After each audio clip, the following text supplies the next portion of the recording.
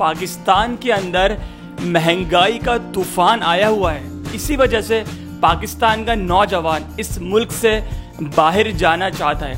7.5 लाख लोग बैरून मुमालिक जा चुके हैं। देखें, पहली बात तो ये सुनना है कि कनाडा जाना इतना आसान नहीं है। मैं बिल्कुल ऑनेस्टली बता रहा हूँ। गो के 25 करोड़ की अगर हमारे मुल्क में आबादी है तो 1% भी पाकिस्तान का टोटल आबादी का 1% भी कनाडा या अमेरिका या ऑस्ट्रेलिया या यूके नहीं जा सकता। अगर एक आदमी, एक आम आदमी, एक बिजनेसमैन ये सोचता है कि कल मैं कनाडा चला जाऊंगा, तो ये नामुमकिन है में से। हम अपने मुल्क के अंदर अच्छी यूनिवर्सिटियां बनाएं, अच्छे अपने स्टैंडर्ड हाई करें, हम अपने बच्चों को यहीं पढ़ाएं, यहीं पढ़ाएं लिखाएं और यहीं पे अल्हम्दुलिल्लाह अच्छे मुस्तकबिल, यहीं इंडस्ट्रियलाइजेशन हो। हमारे मुल्क के अंदर सारी इंडस्ट्रीज बंद हो रही हैं, ख़त्म हो रही हैं, डॉलर्स कहीं से कहीं पहुंच गया। लोग परेशान हैं कि अपने बच्चों के लिए। हर आदमी ने अपनी दुकान खोली हुई है और लोग रोजाना जो है वो लुटे हुए आते हैं कि सर हमने 7 लाख रुपए दे दिए, हमने 25 लाख रुपए दे दिए वर्क परमिट के नाम पे। तो पहले तो आप ये बात समझ लीजिए, कनाडा का स्टूडेंट वीजा लेना is not a easy job. It is not available for everyone.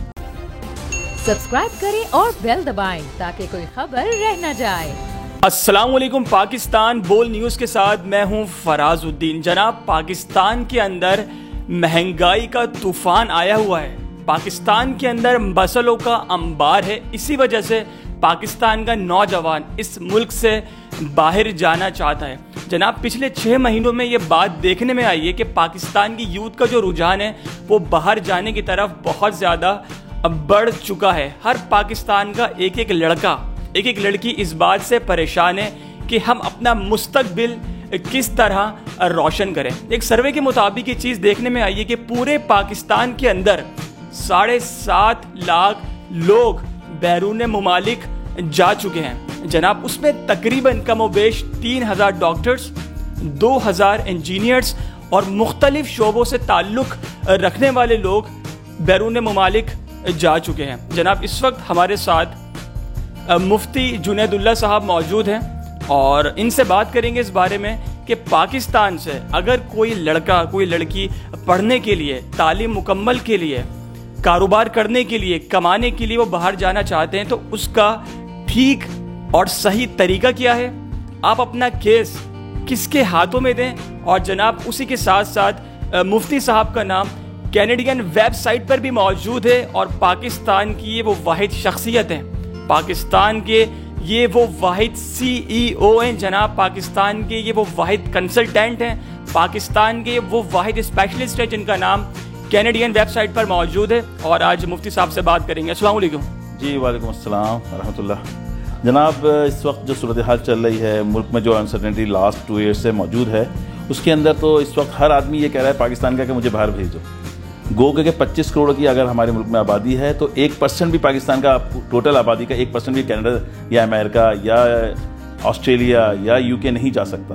क्योंकि अगर हम 1% भी निकालते हैं तो 25 लाख वीज़े अगर इशू होते हैं पाकिस्तान से, जो कोई नामुमकिन है। इस वक्त लोगों का जो है लूटने का बाजार गर्म है। हर आदमी जो है वो कंसल्टेंसी खोल के बैठा हुआ है, रिगार्डलेस उसके पास अथॉरिटी है या नहीं है, वो अथोराइज्ड है या नहीं है, वो लाइसेंस्ड है या नहीं है, वो रेगुलेटेड है या नहीं है। हर आदमी ने अपनी दुकान खोली हुई है और लोग रोजाना जो है वो लुटे हुए आते हैं कि सर हमने 7 लाख रुपए दे दिए, हमने 25 लाख रुपए दे दिए वर्क परमिट के नाम पे, हमने 20 लाख रुपए दे दिए।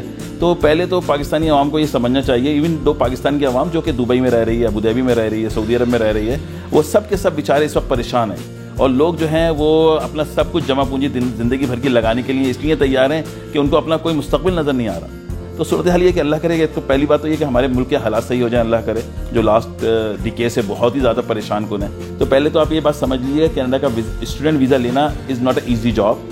It is not available for everyone.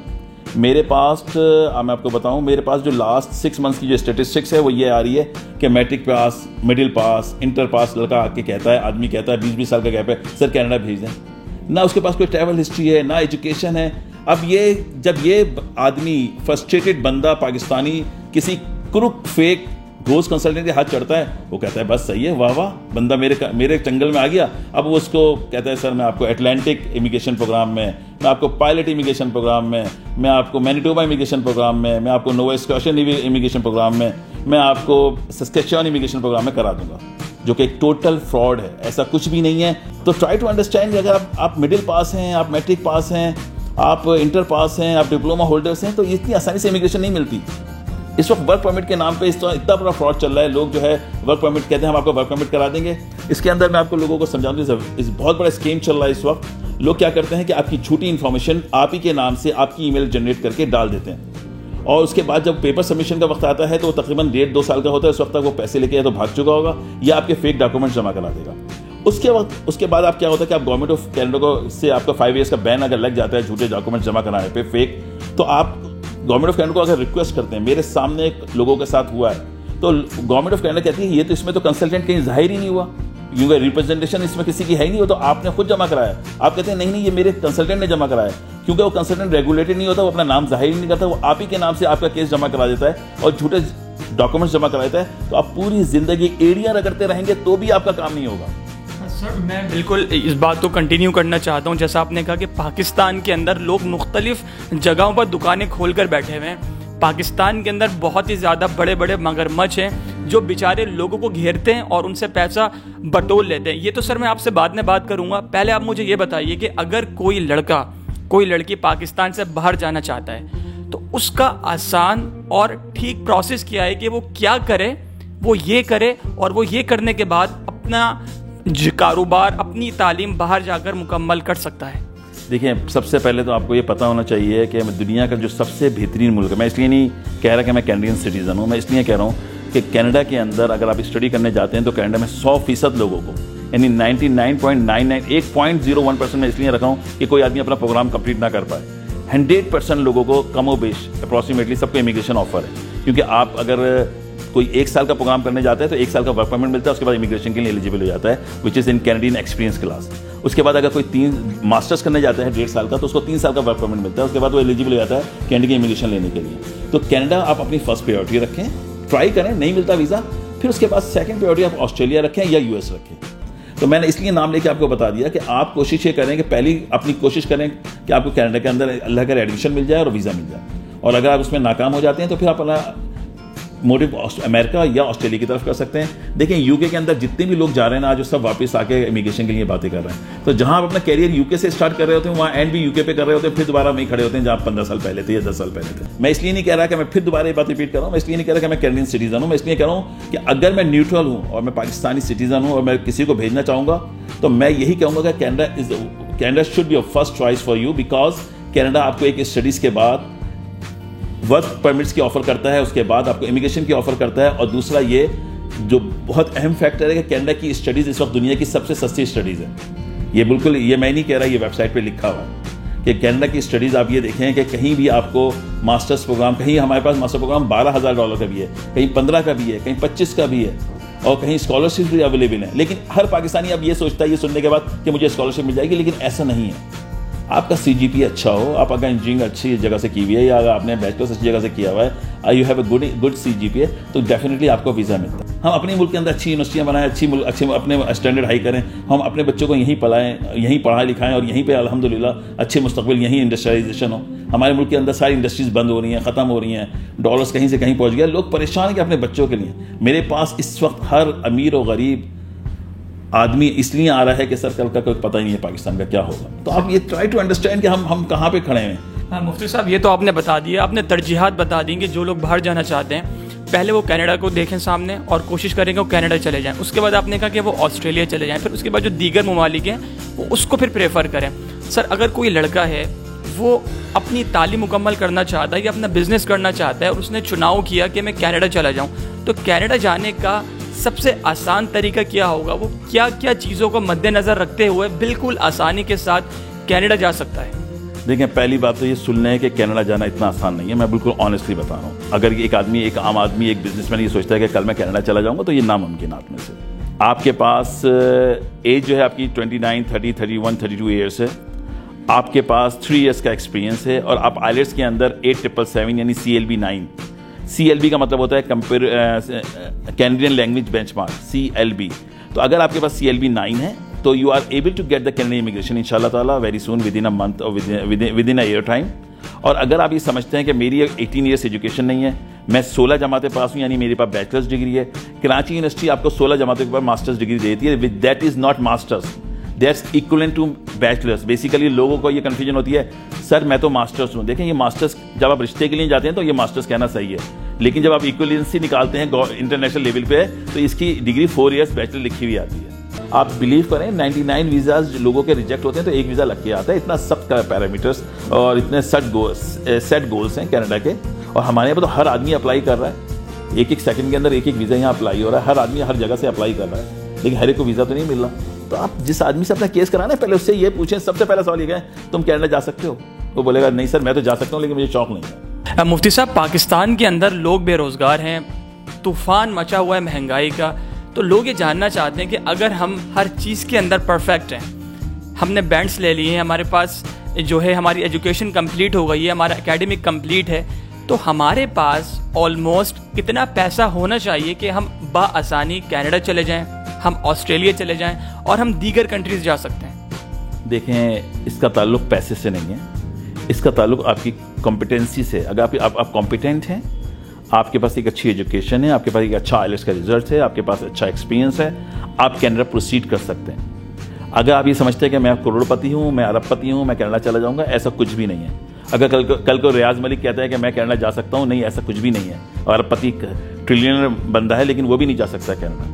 Canada अपना एक क्राइटेरिया फिक्स करता है, उसके तहत वो अपने यहाँ स्किल्ड वर्कर को इंपोर्ट करता है, स्किल्ड ट्रेड को इंपोर्ट करता है। लोग कल मुझसे यही सवाल कर रहे थे ऑफिस में कि sir what is the difference between the skilled worker and skilled trade.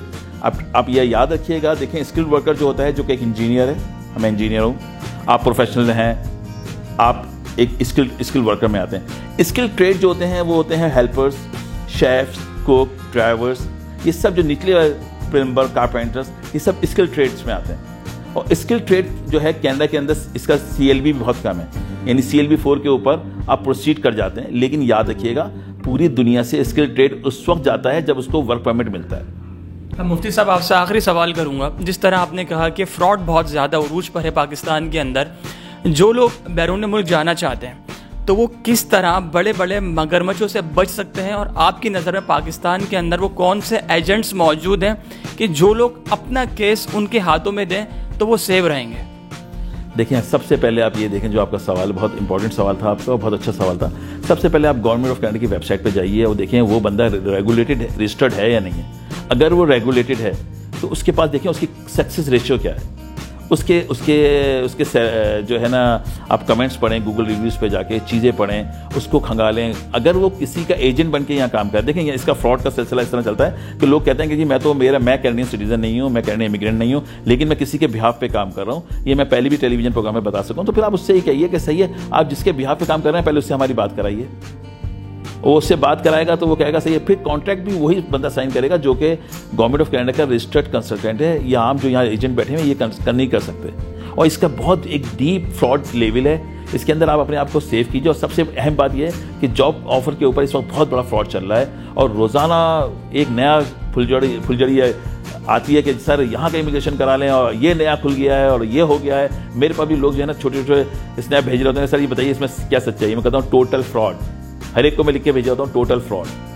Manitoba के ऊपर फ्रॉड चल रहा है, मैनिटोबा में लोग कहते हैं हम आपका इमिग्रेशन करा देंगे। याद रखिएगा, मैनिटोबा की ड्रॉ जो हो रही है, प्रोविंशियल प्रोग्राम मैनिटोबा की ड्रॉ जो हो रही है 700 समथिंग पे हो रही है।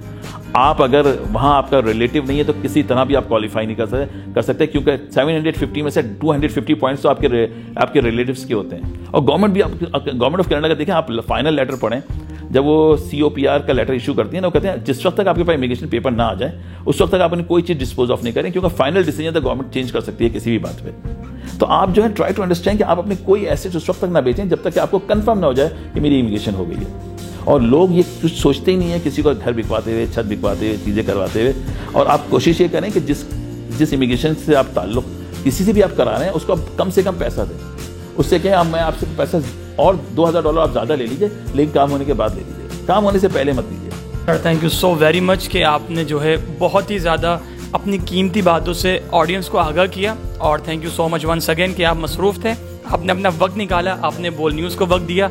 और जो लोग मुल्क से बाहर जाना चाहते हैं, यकीनी तौर पे जो आपने गुफ्तगू की, जो आपने उनको बातें बताई, वो उनके लिए बहुत ही ज़्यादा मुस्बत के पैगाम में साबित होंगी। वेल जनाब, तो आप देखते हैं कि पाकिस्तान के हालात इस वक्त बहुत ज़्यादा ख़राब हैं।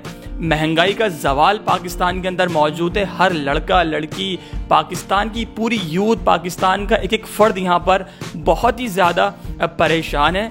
और इस वजह से हमें बहुत सारे केसेस मौसूल हुए कि जनाब बाहर जाने के नाम पर लोगों से फ्रॉड किया जा रहा है, उनसे पैसे बटोले जा रहे हैं। और इस तरह के केसेस बोल को मौसूल हुए तो जनाब हमने सोचा कि एक प्रोग्राम रखा जाए और उसमें हमने मुफ्ती साहब को इनवाइट किया और जो बातें थी जनाब वो आप तक पहुंचाई। उम्मीद करते हैं कि ये जो कॉन्वर्सेशन हमने की, जो हेल्थ कॉन्वर्सेशन हमारे बीच हुई, वो आपको बहुत अच्छी लगी होगी। इन बातों से आपको बहुत कुछ सीखने को मिला होगा। मुफ्ती साहब ने आपको कनाडा के बारे में जो बातें बताई, ऑस्ट्रेलिया जाने के बारे में जो बताई, किन लोगों से आप रब्ता कर सकते हैं, किस तरह आपको क्या चीज़ देखनी है, सारा प्रोसेस इस वीडियो में आपने सुना होगा, देखा होगा। वेल जनाब, अगर आपको आज की वीडियो अच्छी लगी है तो अभी आप लोग बोल न्यूज़ को सब्सक्राइब करें, लाइक करें, कॉमेंट करें। मिलेंगे अगली दफ़ा एक नई वीडियो के साथ, नए मेहमान के साथ। अपना बहुत सारा ख्याल रखिएगा। जब तक के लिए अल्लाह निगहबान। खूने नाहक बहुत पी चुकी ये जमीन, अब कोई दिन में ये खून उगलने को है।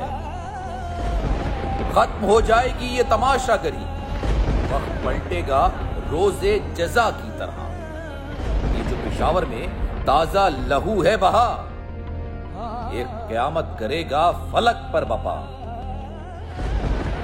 गम की सलमनाक घड़ी में बोल सानह पेशावर में शहीद होने वालों के लवाहिकीन के साथ है।